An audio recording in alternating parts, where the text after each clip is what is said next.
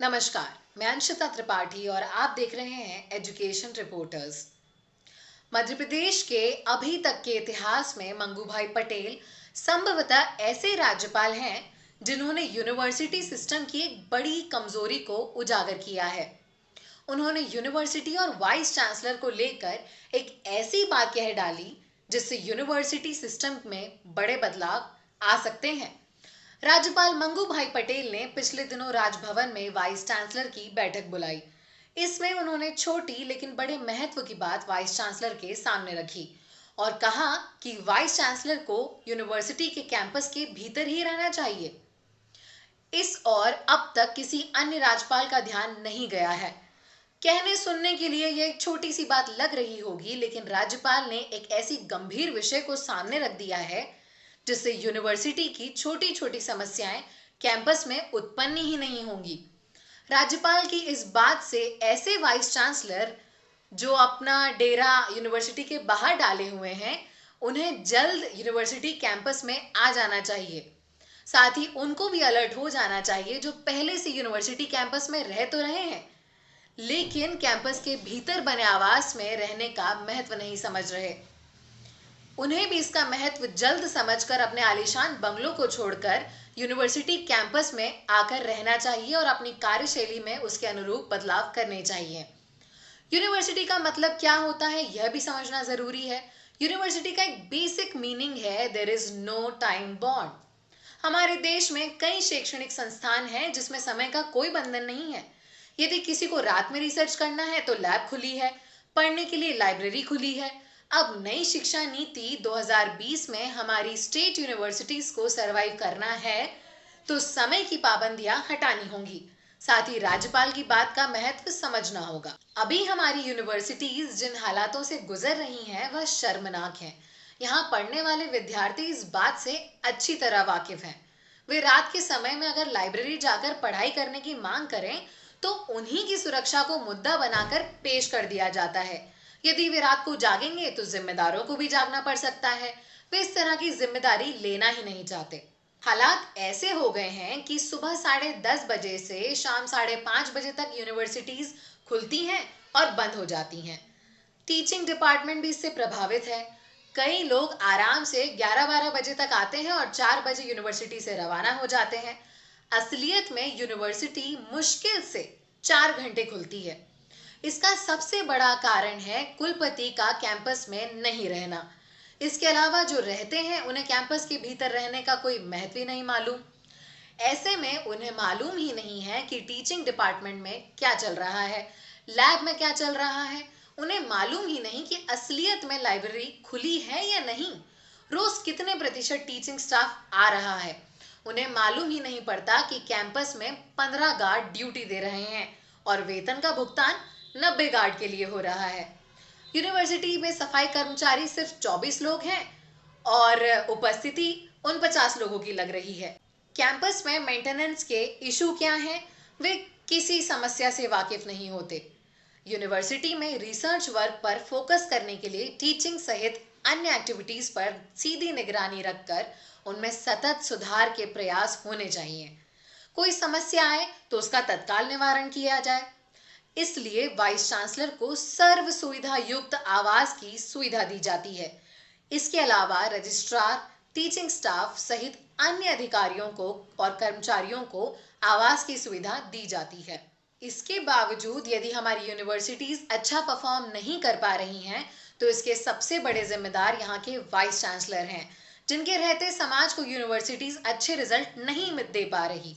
University में ऐसे research नहीं हो रहे जिसके कारण उसे राष्ट्रीय या प्रादेशिक स्तर पर ख्याति मिली हो। वर्तमान की आवश्यकताओं के अनुरूप स्किल्ड ह्यूमन रिसोर्सेज डेवलप नहीं कर पा रही। क्या वे सिर्फ विद्यार्थियों से वसूली जा रही फीस से मजे कर रहे हैं? अब जब राज्यपाल ने इस विषय को छेड़ा है तो इसके पीछे के मायने भी सभी को समझने होंगे। राज्यपाल के सुझाव के बाद भी यदि कोई वाइस चांसलर यूनिवर्सिटी कैंपस से बाहर सरकारी बंगले में रह रहे हैं तो सवाल उठता है कि उन्हें कैंपस के बाहर रहने का मोह क्यों है। जब उन्हें 4 साल के लिए कुलपति नियुक्त किया जाता है तो अपने इस कार्यकाल में तो वे कैंपस में रहें। इसके बाद जिसको जहां जाना है जाए। चाहे कुल्लू मनाली जाओ, गोवा जाओ या फिर कहीं और। लेकिन अभी तो अपने मुख्य काम की ओर ध्यान दे लेना चाहिए। यदि कोई कुलपति कहे कि वह सुबह 10:30 से शाम 5:30 बजे तक कैंपस में रहते हैं, तो क्या सिर्फ वे ऑफिस एम्प्लॉय हैं, जबकि इनका कार्य तो सुबह 10:30 के पहले ही विजिट का है, क्योंकि कक्षाएं इससे पहले शुरू हो जाती हैं। वर्तमान वाइस चांसलर अपना 4 साल का कार्यकाल पूरा कर चुके हैं, लेकिन कुलपति बंगला नहीं बनवाया गया। इसके पीछे का लॉजिक क्या है? इनको कैंपस में रहने के लिए कौन कहेगा? प्रमुख सचिव कहेंगे, तकनीकी शिक्षा मंत्री कहेंगे, या मुख्यमंत्री या राज्यपाल को ही सीधे तौर पर बोलना होगा कि कुलपति जी, आप कैंपस में ही रहिए। राज्यपाल ने विश्वविद्यालयों की मूल समस्या पकड़ी है। कुलपतियों के कैंपस में रहने और उनकी एक्टिव रहने से कई समस्याएं अपने आप खत्म हो जाएंगी। यूनिवर्सिटी में कुलपति रहेंगे तो शिक्षक टाइम पर आएंगे, कर्मचारी टाइम पर आएंगे, लाइब्रेरी समय पर खुलेगी। यूनिवर्सिटी में कुलपति रहेंगे तो रिसर्च वर्क होगा। यूनिवर्सिटी में कुलपति रहेंगे तो एक्टिविटी बेस्ड वर्क होगा। एजुकेशन रिपोर्टर्स ने यह जानने का प्रयास किया कि प्रदेश के किन किन विश्वविद्यालयों के वाइस चांसलर अपने विश्वविद्यालय के कैंपस में निवास नहीं कर रहे हैं। आपको बता दें कि पारंपरिक शासकीय विश्वविद्यालयों के अधिकतर कुलपति कैंपस में ही रह रहे हैं। यदि यह सब कैंपस में ही रह रहे हैं तो सवाल उठता है कि राज्यपाल ने किसकी तरफ इशारा किया होगा। अन्य विश्वविद्यालय की ओर देखते हैं तो भोपाल स्थित आरजीपीवी ही एक ऐसा विश्वविद्यालय मिला जिसमें आवास की सुविधा होने के बावजूद कुलपति प्रोफेसर सुनील कुमार कैंपस में नहीं रह रहे।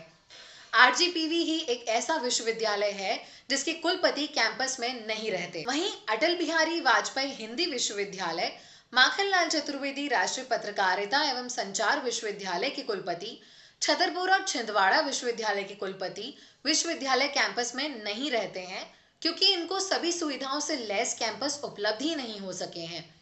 जबकि मध्य प्रदेश की राजधानी स्थित राजीव गांधी प्रौद्योगिक विश्वविद्यालय को 22 वर्ष से भी अधिक समय बीत चुका है।